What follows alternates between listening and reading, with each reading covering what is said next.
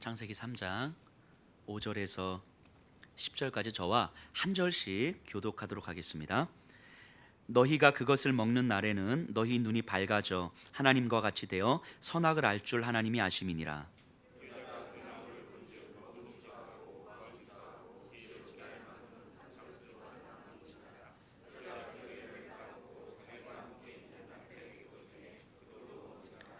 이에 그들의 눈이 밝아져 자기들이 벗은 줄 알고 무화과 나무 잎을 엮어 치마로 삼았더라.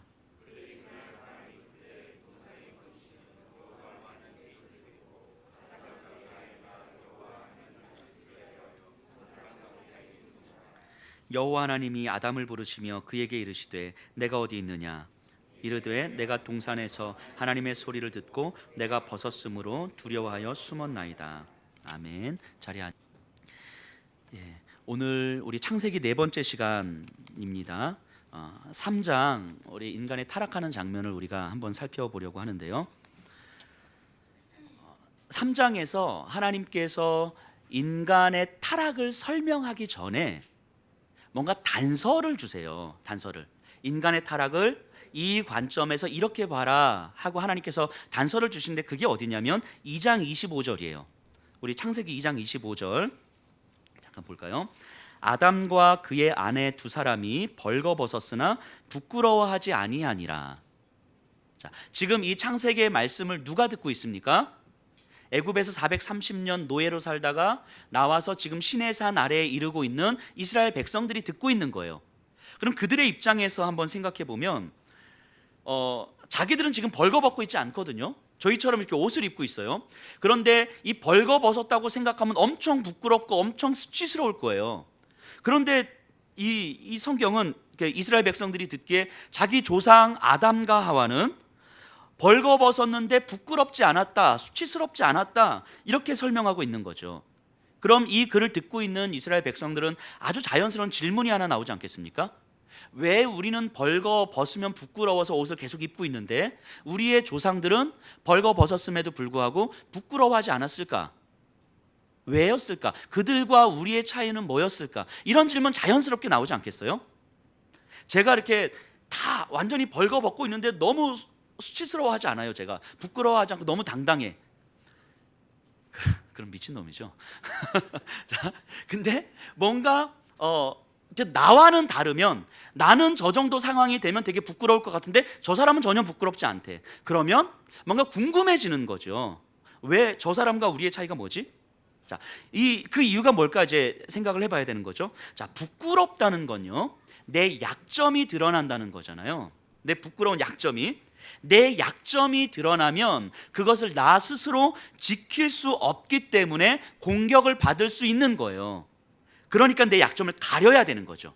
약점은 가려야 되는 거예요. 즉 부끄러움이라는 건 이런 거죠. 자, 심지어 자신 스스로에게도 이 약점은 가려져야 돼요. 자, 신앙생활을 조금 오래 하신 분들, 오래 하다 보면요, 그에 따라서 신앙의 깊이가 이렇게 생기잖아요. 그런데 사실 우리가 생각하는 것처럼 우리의 신앙이 그렇게 깊지는 않아요.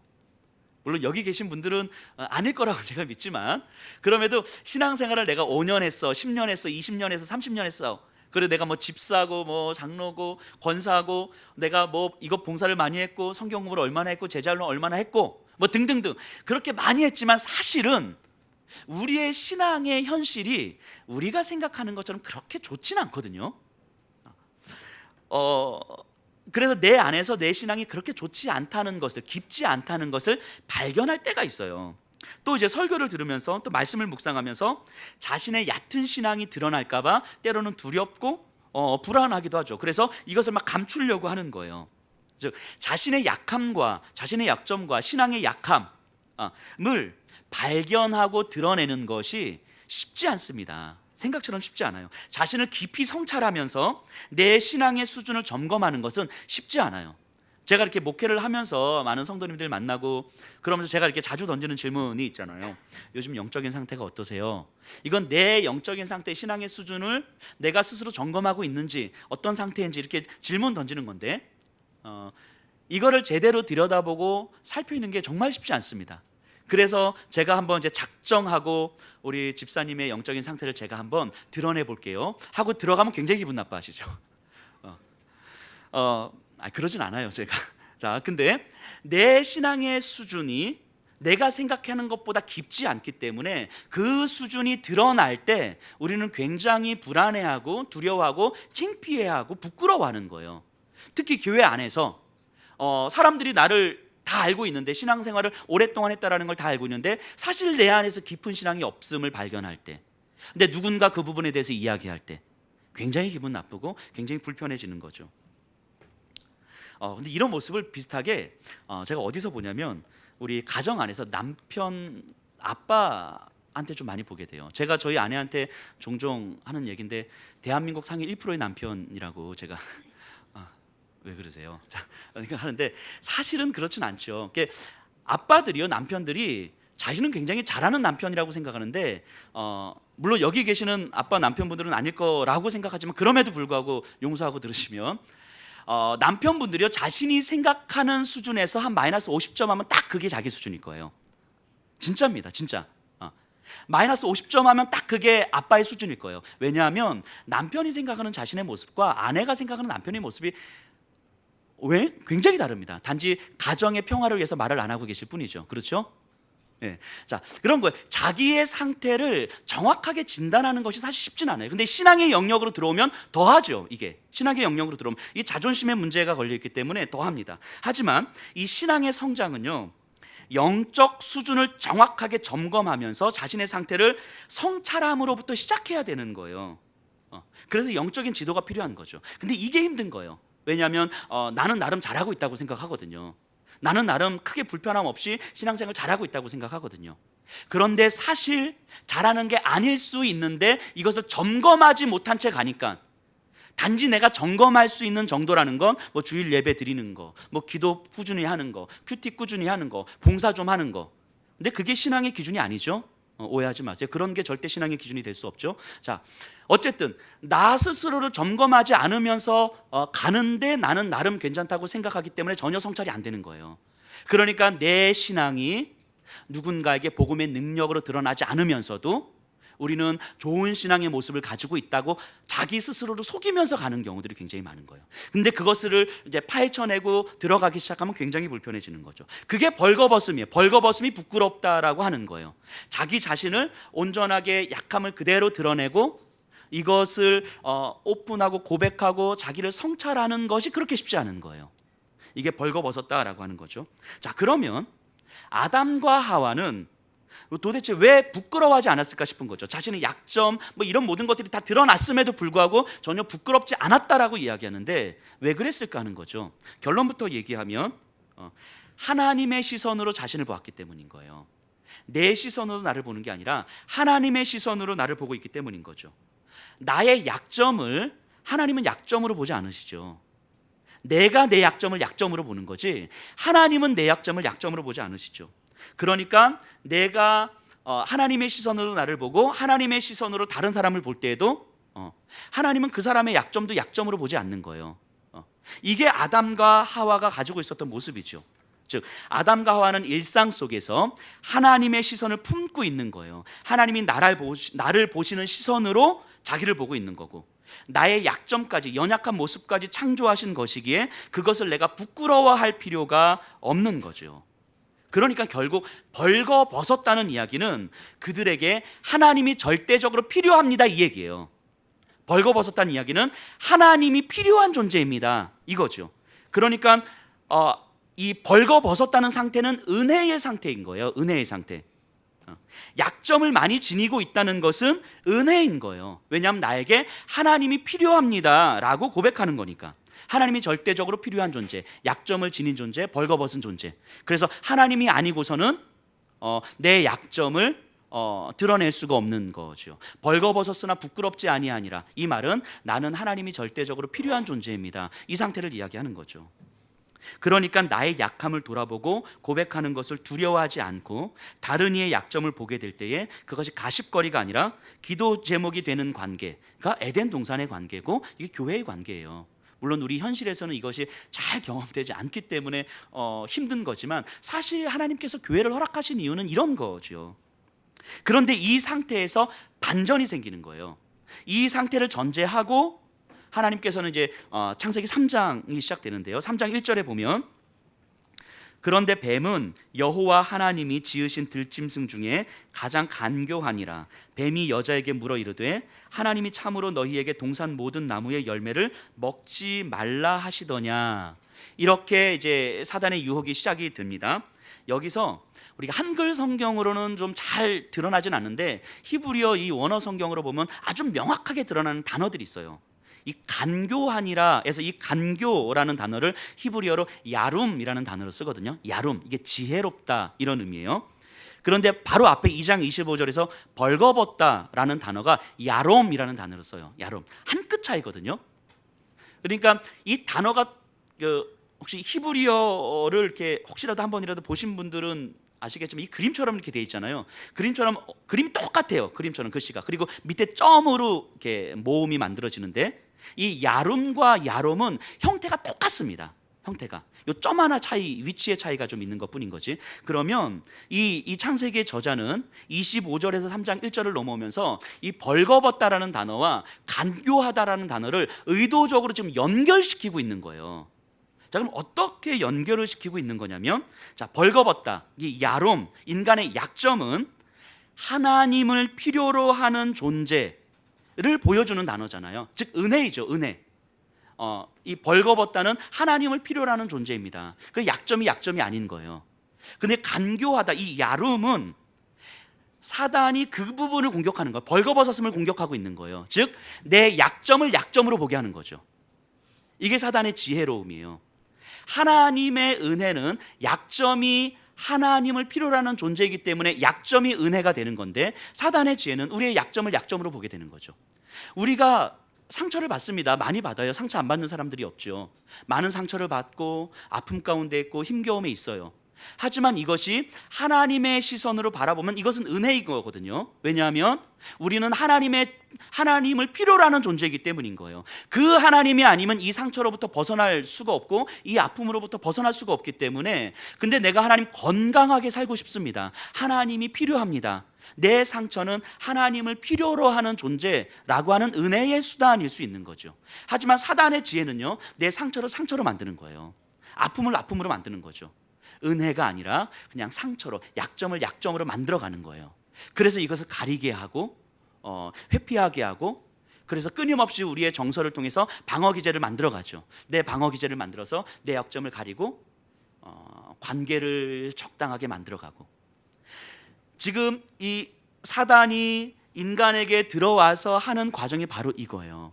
하나님께서 우리에게 허락하신 그 은혜의 과정들이, 그래서 하나님을 필요로 하는 것들이 사실은 하나님의 필요로 하지 않은 약점을 약점으로 만들고 상처를 상처로 만들고, 그래서 하나님이 더 이상 필요하지 않은 그런 존재로 만들어가는 거죠. 이게 사단의 전략이에요.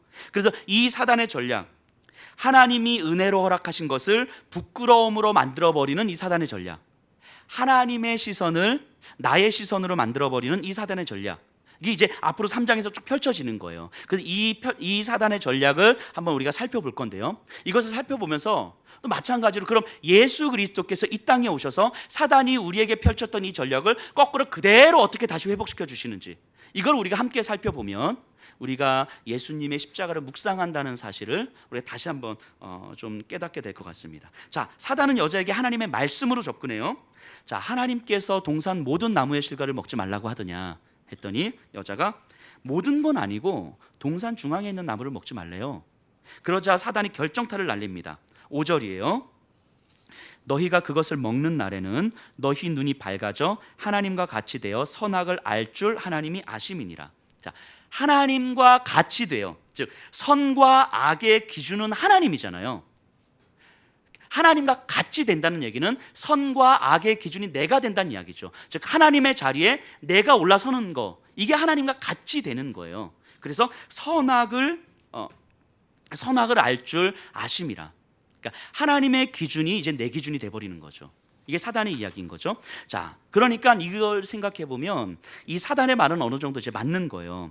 선악과를 따먹는 것이 이제 내가 기준이 되는 행동인데, 선악의 기준이 내가 된다는 의미에서, 이 의미에서 내가 하나님 같이 되는 거죠. 하나님의 자리를 내가 차지하는 것, 하나님처럼 되는 거죠. 근데 이렇게 되면 그 결과가 어떻습니까? 하나님처럼 선악을 판단하는 기준이 나에겐 오지만 그 이상은 이제는 하나님을 더 이상 필요로 하지 않는 존재가 돼버리는 거예요. 선악의 기준이 하나님이면 하나님을 필요로 하는 존재가 되는데, 그 하나님의 자리에 내가 들어서니까 더 이상 하나님을 필요로 하지 않는 존재가 되는 거예요. 자, 뱀이요, 사단이 하나님과 같이 되는 것에 대해서 이야기는 했지만 그 결과 하나님과 함께 하지 못한다는 사실을 알려주진 않아요. 즉 뱀의 말은, 사단의 말은 일부분 맞지만 사실은 진실을 은폐하고 있는 거죠. 결국 거짓을 이야기하면서 진짜를 살짝 섞어놓고 있는 거예요. 뱀의 목적은 하나님을 필요로 하지 않는 존재, 그 상태로 충분한 존재를 만드는 게 뱀의 목적이에요. 그것을 위해서라면 진실을 갖다 쓸 수도 있는 거예요. 성경을 갖다 쓸 수도 있는 거예요. 뭐 기도, 말씀, 예배, 교회 다 갖다 쓸 수 있는 거예요. 하나님을 필요로 하는 존재가 아니면, 그래서 하나님을 더 이상 필요로 하지 않는 존재를 만들기 위해서라면 어떤 것도 다 갖다 쓸 수 있는 거예요. 그래서 예를 들면 우리가 신앙생활 하면서 뭐 예배를 드리고 기도를 하고 큐티를 하고 뭐 이것저것 많이 하잖아요. 그런데 어느 순간 내가 기도를 하면서 내가 뭐 일주일 금식 기도하고 뭐 방언 기도를 하고 뭘 하고 그러면서 내가 기도를 했는데, 내가 기도를 이만큼 했는데, 내가 하나님 앞에서 이렇게 기도했는데, 이 기도한 것만 남아있을 때 어느 순간 그 기도를 통해서 하나님이 나타나는 것이 아니라 나의 공로가 드러나는 거잖아요. 말씀을 통해서, 성경을 통해서 내가 성경을 얼마나 잘 알고 있는데, 내가 성경을 얼마나 많이 묵상했는데, 그러면 내가 성경을 알고 있는 것이 드러날 때 하나님이 아니라 내가 드러나는 거 아닙니까? 사실은 예배를 드리고 뭔가 이것저것 봉사와 헌신을 할 때 그 모든 것들은 하나님께서 우리에게 하나님을 기억하고 하나님께서 우리에게 왜 그것을 허락하셨는지 깨닫도록 하기 위해서 주신 것인데, 그것을 어느 순간 하나님과 상관없이 내가 하는 것으로 만들어버린다면 이것은 하나님께서 교회를, 말씀을, 기도를, 뭐 목사의 이야기를 갖다 들이밀면서 결국은 더 이상 하나님을 필요로 하지 않는 존재로 만들어가는 것일 수도 있는 거죠. 사단은 끊임없이 하나님의 시선으로 나를 보고 하나님의 시선으로 이 세상을 보는 것이 아니라 내 마음, 내 욕망, 내 종교적인 욕망과 내 시선으로 끊임없이 나와 이 세상을 바라보도록 만드는 거예요. 그것을 위해서라면 어떤 것도 다 끌어다 쓸 수 있는 거죠. 어쨌든 여기에 여자는 적극적으로 반응을 합니다. 6절이에요. 여자가 그 나무를 본즉 먹음직도 하고 보암직도 하고 지혜롭게 할 만큼 탐스럽기도 한 나무인지라. 여자가 그 열매를 따먹고 자기와 함께 있는 남편에게도 주매 그도 먹은지라. 자, 여기에 그 나무를 본즉이라고 나오는데요, 이게 정확하게 번역하면 보기에 좋았더라, 이 의미거든요. 보기에 좋았더라. 자, 보기에 좋았더라, 이거 어디서 나온 표현이죠? 하나님 창조 질서에서 나온 표현이죠. 그러니까 하나님 보시기에 좋았더라. 자, 사단의 이 지혜 앞에서 넘어가고 있는 이 인간의 모습을 보여주면서 성경의 저자가 지금 하나님의 시선으로, 하나님 보시기에 좋았던 하나님의 시선에서 인간의 시선으로 지금 바뀌어 이 국면을 지금 전환시키고 있는 거예요. 이 흐름이 보여지시나요? 이제까지 하나님 보시기에 좋았고 하나님의 시선으로 자신을 보았고 하나님의 시선으로 이 땅을 보았는데, 어느 순간 사단의 죄를 통해서 이제는 나의 시선으로 세상을 보고 나의 시선으로 나를 보고 있는 거예요. 그래서 표현을 하나님 보시기에 좋았더라 해서 내가 보기에 좋았더라, 이 표현이 지금 나오고 있는 거죠. 그래서 지금 창세기의 저자는 이게 언어를 가지고 메시지를 계속 전하고 있는 거예요. 지금 저자가 지금 이걸 계속 교묘하게 이 전환이 국면되어지고 있음을 국면이 전환되어지고 있음을 지금 보여주고 있는 거죠. 하나님의 시선에서 나의 시선으로 옮겨가는 장면인 거예요, 여자가. 그래서 그 결과가 어떻게 됩니까? 하나님의 시선을 잃어버리고 나의 시선으로 나와 이 세상을 바라보게 될 때 그 결과, 우리 7절이에요. 이에 그들의 눈이 밝아져 자기들이 벗은 줄을 알고 무화과 나무 잎을 엮어 치마로 삼았더라. 자, 눈이 밝아져서 하나님과 같이 되어서, 바꿔 말하면 하나님의 시선에서 나의 시선으로 옮겨져서 내가 기준이 된 거예요. 더 이상 하나님을 필요로 하지 않는 존재가 된 거죠. 벗은 상태가 부끄러운 일이 돼버렸어요. 자, 이게 시선이 바뀌어진 그 결과의 모습이죠. 이거 조금만 더 볼까요? 어떻게 진행되는지. 우리 8절에서 10절을 제가 한번 읽어볼게요. 그들이 그날 바람이 불 때에 동산에 거니시는 여호와 하나님의 소리를 듣고 아담과 그의 아내가 여호와 하나님의 낯을 피하여 동산 나무 사이에 숨은지라. 여호와 하나님이 아담을 부르시며 그에게 이르시되 내가 어디 있느냐. 이르되 내가 동산에서 하나님의 소리를 듣고 내가 벗었으므로 두려워하여 숨었나이다. 자, 하나님의 소리를 듣고 아담이 숨었습니다. 하나님이 물어봅니다. 아담아, 네가 어디 있느냐. 자, 이 질문이 아담이 어디 있는지 몰라서 묻는 질문이 아니죠. 자, 어떤 의미입니까?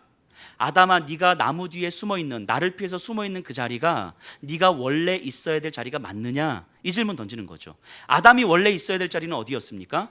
나와 이 세상을 향한 하나님의 마음을 듣는 자리였잖아요. 그래서 하나님과 인격적으로 소통하고 하나님과 마음을 나누고 하나님께 내 마음을 아뢰고 하나님께서 원하시는 것을 듣고 그것에 따라서 내 삶을 만들어가는 자리가 아담의 자리였어요.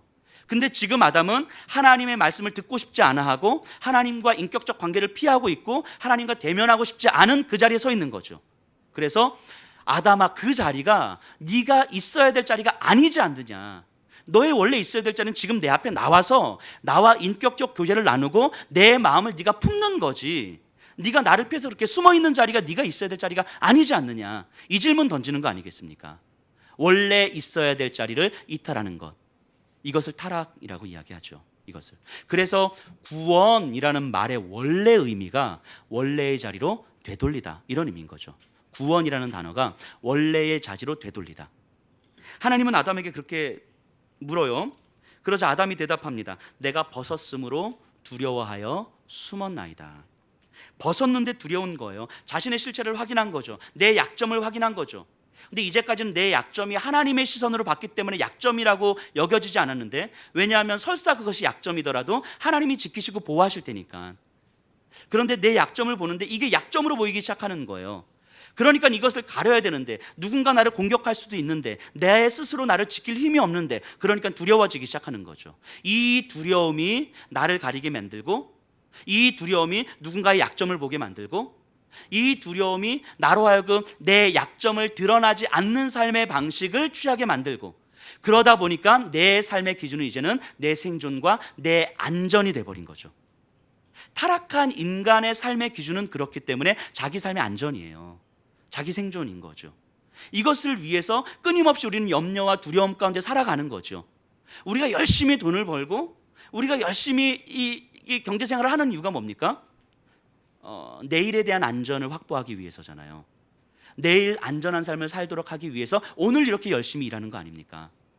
내일 불안정한 삶을 위해서 오늘 열심히 일을 하시진 않잖아요. 그러니까 내일의 안전이 내 삶의 기준이 되기 때문에 끊임없이 오늘 염려하고 근심하는 삶을 사는 거죠. 우리 아이들을 양육할 때도 그런 거 아닙니까? 조금 더 안전한 내일을 위해서 우리 아이들을 오늘 이렇게 닥달하는 거잖아요. 이렇게. 이게 우리 삶의 기준이 되는 거죠. 그래서 두려운 거예요. 내가 벗었으므로 두려워하여 숨었나이다. 12절 가서 볼까요? 아담이 이르되 하나님이 주셔서 나와 함께 있게 하신 여자 그가 그 나무 열매를 내게 주므로 내가 먹었나이다. 그 여자, 내 뼈 중에 뼈요 살 중에 살이었던 이 돕는 배필이 두려움의 원흉이 되어버렸어요. 이 여자 때문입니다. 그리고 뭐라고 이야기해요? 이 여자는 하나님께서 주신 거잖아요. 결국 하나님 거죠. 하나님께서 이 상황을 만드셨고 하나님께서 허락하신 이 여자가 나로 하여금 먹게 했어. 그러니까 나는 피해자예요. 뭐 이런 얘기 아닙니까?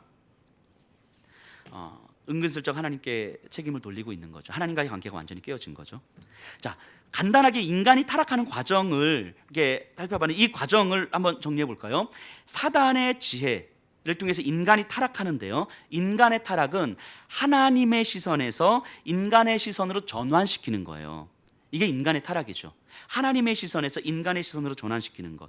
시선의 전환은 모든 것을 바꿔놓습니다. 하나님께서 은혜로 허락하신 것들을 두려움과 부끄러움의 원인으로 바꿔놓는 거예요. 자기 자신 한번 보세요. 인간은 하나님의 완전한 은혜였고요. 그래서 인간은 그 존재 자체가 절대적으로 하나님을 필요로 하는 존재였단 말이죠. 하지만 하나님과 같이 되려고 하나님을 더 이상 필요로 하지 않는 존재가 되어버렸습니다. 내가 나의 삶을 살아가야 되기 때문에 끊임없는 근심과 염려와 두려움으로 살아가게 되고, 말씀드렸던 것처럼 자기 삶의 생존과 안전이 최고의 기준이 되어 버렸습니다. 이게 자기 자신과 하나님 사이의 관계가 잃어버린 거죠. 자, 돕는 배필 어떻습니까? 제가 지난 시간에 돕는 배필은 단순하게 여성이 남성을 돕는다의 문제가 아니라 에제르라는 단어로 설명을 드렸습니다. 지키고 보호하는 자다라는 의미로 설명드렸어요. 즉, 하나님께서 남자를 하나님께서 허락하신 원래의 자리에 있도록 지키고 보호하는 존재로 여성을 허락하셨는데, 관계를 허락하셨는데, 그 돕는 배필이 나를 지키기는커녕 오히려 나의 두려움과 불안함의 원흉이 되어 버렸어요. 자, 16절 한번 보세요. 16절. 또 여자에게 이르시되 내가 내게 임신하는 고통을 더하리니 내가 수고하고 자식을 낳을 것이며 너는 남편을 원하고 남편은 너를 다스릴 것이니라. 자, 하나님께서 여자에게 하시는 말씀인데요, 너는 남편을 원하고 남편은 너를 다스릴 것이니라. 자, 이게 남편과 아내 부부 사이의 관계만을 이야기하는 건 아니라고 제가 지난 시간에 말씀드렸습니다. 모든 관계에 대한 이야기죠.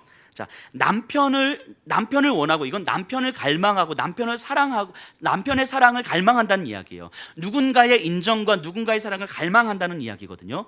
누군가의 사랑을 갈망하는데 그 갈망이 채워지지 않으면 그만큼 집착하게 되어 있는 거죠. 갈망하고 집착한다는 건 결국 바꿔 말하면 내가 통제하고 싶다는 이야기죠. 남편의 사랑으로, 누군가의 인정과 사랑으로 살아가야만 하는 존재가 되었는데, 이것은 바꿔 말하면 누군가의 마음을 내가 통제하고 싶은 거예요. 내가 통제하지 못하면 내 안에서 견딜 수가 없는 거죠. 이게 사람이라고 이야기하는 거예요. 근데 내가 통제해야 되는데 오히려 내가 누군가의 마음을 얻고 누군가의 사랑을 받고, 그래서 그 마음을 통제하고 싶은 내 욕망에 내가 지배되는 거죠. 남편은 너를 다스릴 것이니라. 너는 남편을 원하지만 남편은 너를 다스릴 것이니라. 끊임없는 인정과 사랑에 대한 목마름이 오히려 내 삶을, 저당 잡힌 삶을 살게 되는 거죠. 즉, 관계가 서로를 돕는 자로 서 있는 것이 아니라 힘의 논리로 서로 통제하고 끊임없이 서로의 기대를 투영하는 방식으로 관계가 만들어지는 거예요. 힘의 논리로 관계가 만들어지는 거죠. 이것이 타락한 인간이 맺어가는 관계의 모습 아닙니까? 그래서 그런 관계에 있기 때문에 우리가 살아가면서 조금 덜 힘들고 덜 상처받기 위해서 적당한 관계를 만들어가는 것에 익숙해지는 거죠. 어느 정도 이상 관계를 만들지 않고 그냥 그런 정도. 왜냐하면 누군가에게 과도한 기대도 하지 않고 과도한 기대를 받지도 않고, 그러면서 살아가는 것에 익숙한 거죠. 심지어 교회에서조차도 관계가 완전히 바뀌었어요. 돕는 배필에서 완전히 관계의 성격이 바뀌었습니다. 자, 선악과는 어떻습니까? 하나님께서 선악과를 허락하신 이유가 뭐죠? 인간은, 아담과 하와는 에덴 동산에서 선악과를 통해서 뭘 깨닫습니까? 하나님은 창조주고 나는 피조물이구나. 나는 하나님의 말씀을 듣고 살아가야 되는 존재구나. 아침마다 일어나서 선악과를 볼 때마다 창조주 하나님을 기억했던 거예요. 즉, 선악과는 창조주 하나님을 기억하라고 허락하신 하나님의 은혜의 도구였던 거죠. 그런데 선악과가 어떻게 변화합니까? 인간의 욕망 충족을 위한 도구로 변하죠.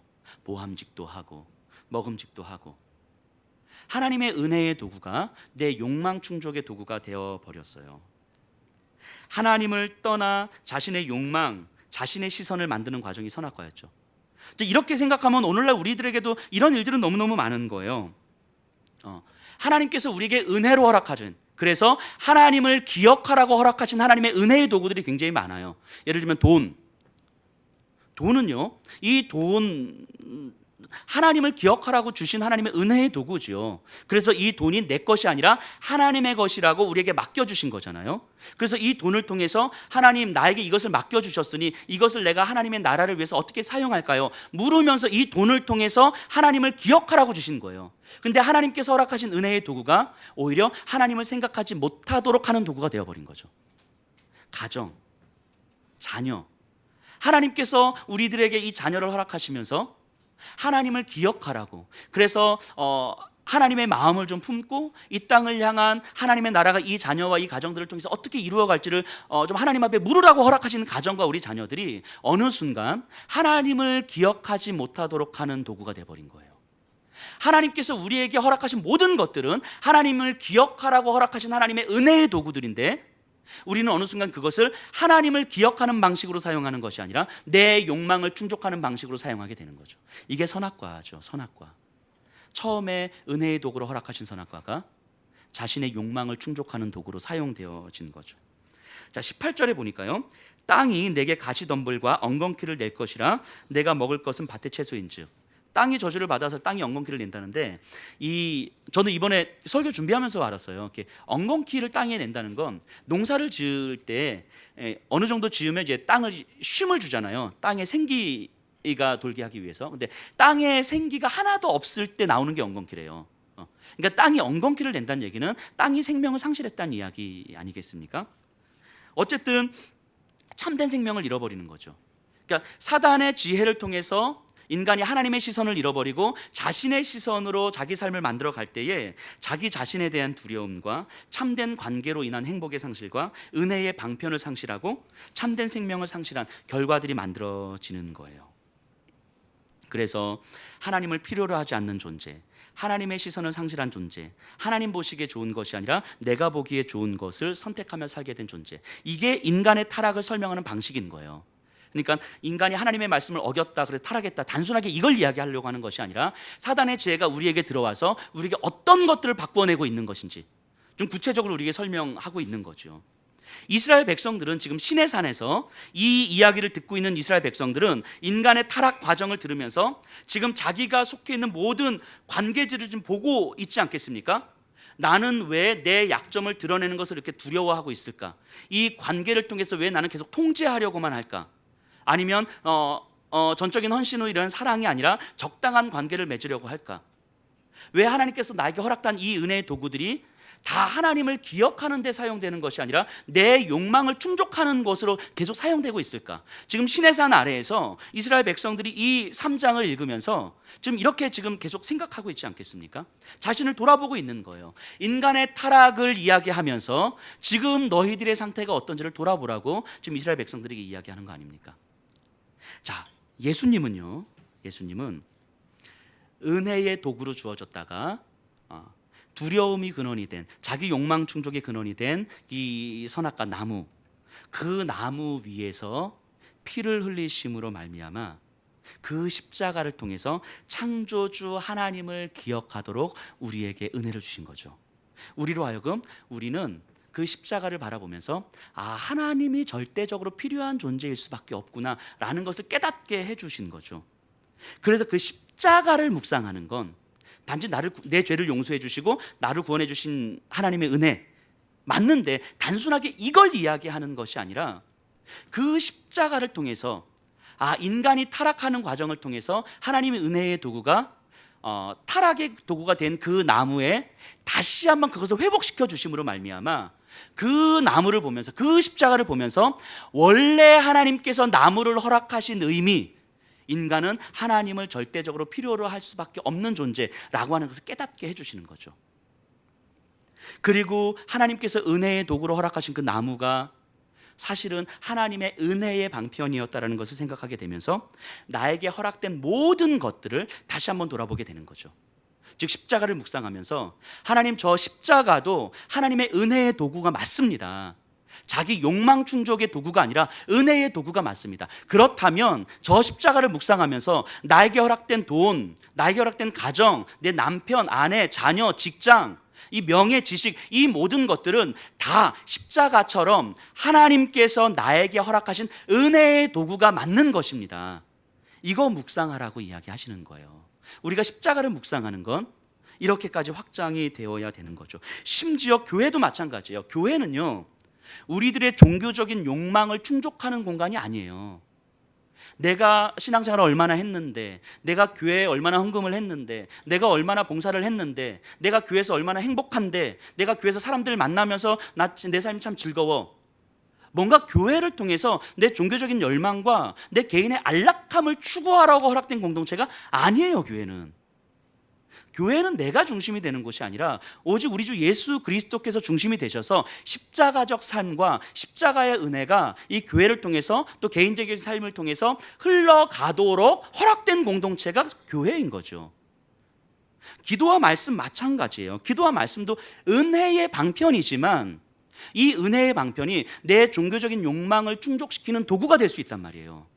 이것이 하나님과 상관없이 이루어지는 거라면, 목회자도 마찬가지입니다. 나는 기도 많이 했으니까, 말씀 많이 봤으니까, 나는 우리 목사님 말씀에 순종하니까. 목사님 말씀, 목회자 말에 순종하는 거하고 하나님 말에 순종하는 거하고 무슨 상관이 있어요? 그렇지 않죠. 목회자와 함께 하나님을 함께 만나는 연습을 해가는 거지, 목회자에 순종하려고 교회 나오는 게 아닌 거잖아요. 이런 것들이 일종의 하나님께서 은혜로 주신 것을, 그래서 목사는요, 우리 성도님들에게 여러분들이 하나님을 좀 더 깊이 만나도록 허락하신 은혜의 도구인 거예요. 그러니까 저를 활용하셔서 우리 성도님들이 하나님을 깊이 만나야 되는 거예요. 저로 인하여서 말씀을 들으시고, 저로 인하여서 영적인 상태를 점검하시고, 저와 함께 기도하시고, 저와 함께 이 세상을 향한 하나님 나라의 비전을 함께 품으시고, 그러면서 하나님께서 우리들의 교회를, 내 삶을 허락하신 이유가 이거구나 라고 가셔야 되는 거예요. 목사 말 듣는 게 아니고, 목사는 우리 성도님들을 위해서 허락하신 하나님의 은혜의 방편인 거예요. 그러니까 은혜의 방편을 통해서 하나님을 보셔야 되는 거예요. 기도를 통해서 하나님을 만나야 되는 거예요. 제가 예전에도 종종 말씀드렸지만 우리 조상들이 새벽마다 정화수를 떠놓고 비나이다 이렇게 정성스럽게 비는 것과 우리가 기도하는 것이 달라야 되는 거예요. 자, 기도를 한다는 건 어떤 의미입니까? 하나님과 소통한다는 것이고, 하나님의 마음을 품는 것이고, 하나님의 마음을 품는다는 건 하나님의 시선이 내 안에 자리 잡는 것이고, 내가 바라봤던 시선에서 하나님의 시선으로 조금씩 옮겨가는 것이고, 그 결과 우리의 삶은 조금씩 변화되게 돼 있어요. 40일 금식 기도를 하고 방언 기도를 하고 그렇게 많이 했는데 내 삶은 변하지 않아. 교회에서 그렇게 헌신하고 그렇게 뭔가를 많이 했는데 내 삶은 여전히 그대로야. 이거는 의심해 보셔야 되는 거예요. 이거는요, 내가 은혜의 방편을 내 종교적 열망의 도구로 사용하고 있는 건 아닌지. 신앙은 하나님과의 인격적 관계인데 마치 하나님을 향하여서 내가 뭔가 종교적 열망을 채우려고 하는, 이것을 엄밀하게 말하면 신앙이라고 하지 않고 종교생활이라고 이야기하죠.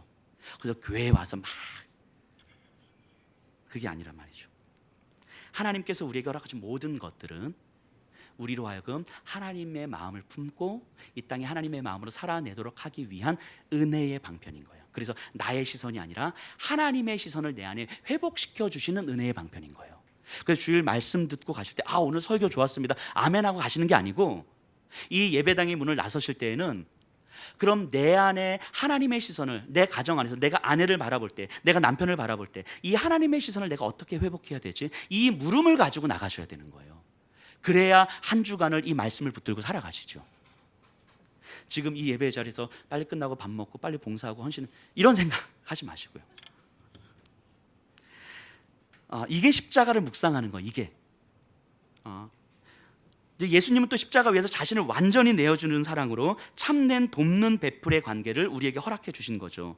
영혼을 보는 눈을 허락해 주신 거예요. 나의 유익을 위한 관계, 내 안전을 위한 관계가 아니라 영적 성장을 위한 관계를 허락하신 거예요.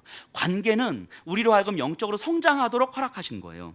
낮은 삶, 섬기는 삶, 나를 내어주는 사랑, 그 존중과 배려가 있는 삶, 신앙 인격이 있는 삶.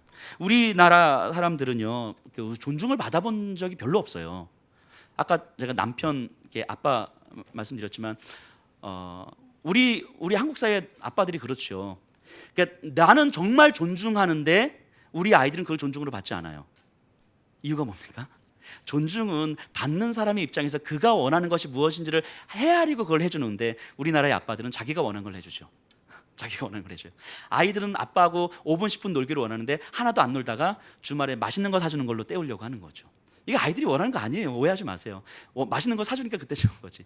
자, 존중, 진정한 존중은, 예수님은 자신의 모든 것을 내어줌으로 우리를 살리신 거예요.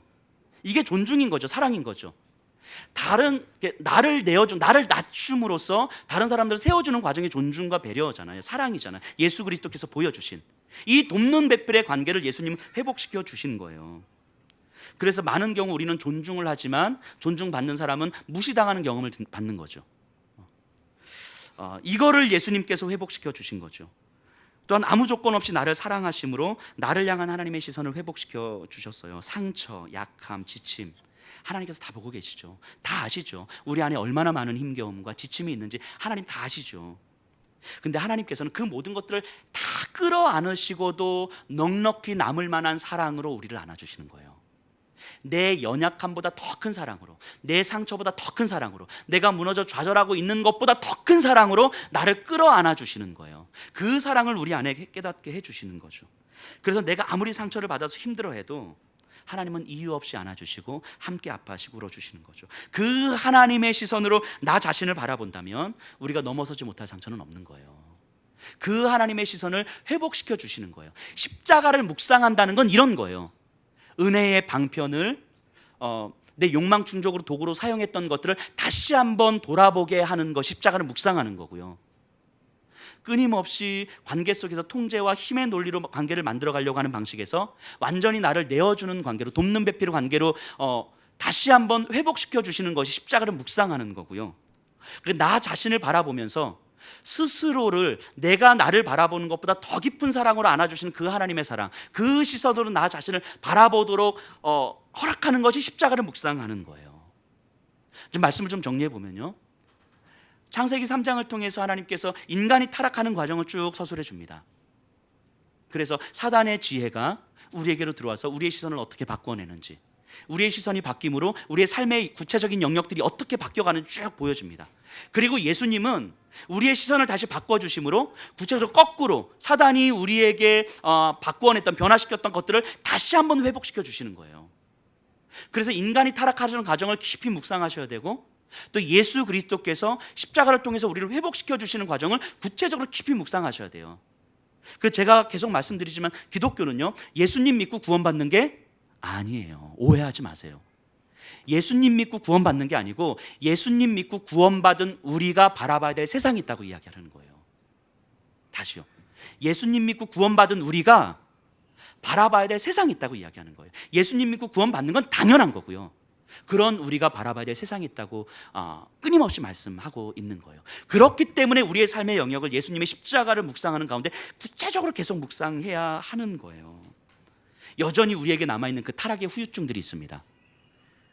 우리에게 남아있는 타락의 후유증들, 그 타락의 후유증들을 우리가 끊임없이 십자가를 묵상하는 가운데, 타락의 과정을 묵상하는 가운데 이 후유증들을 넘어서는 거예요. 그래서 건강한 삶의 모습으로, 그리스도를 닮은 삶의 모습으로 이 땅 가운데 하나님의 나라를 꿈꾸는 삶의 모습으로, 나와 우리 가정이 매몰된, 우리 교회에 매몰된 삶이 아니라 이 교회가 세상을 바라보고 우리 가정이 세상을 바라보고 내가 세상을 바라보면서 이 세상 한가운데서 하나님의 꿈을 어떻게 꿀 것인지를 고민하고 묵상하고 실천하는 삶으로 살아갈 수 있는 거예요. 그게 타락을 묵상하는 것이고 십자가를 묵상하는 거예요. 그리고 이 땅에 하나님께서 교회를 허락하신 이유인 거죠. 교회 안에서 우리끼리 행복하고 좋은 말씀 들으니까 좋고 좋은 사람 만나니까 좋고, 이게 교회를 허락한 이유가 아니다라는 것을 우리가 기억하셔야 됩니다. 그래서 우리를 통해서 이 땅에 하나님의 질서가 어떻게 만들어질지를 끊임없이 묵상하시고 함께 몸부림치시고 함께 만들어 가셔야 되는 거예요. 우리가 우리의 남은 평생의 삶이 그러하기를 간절하게 소원합니다.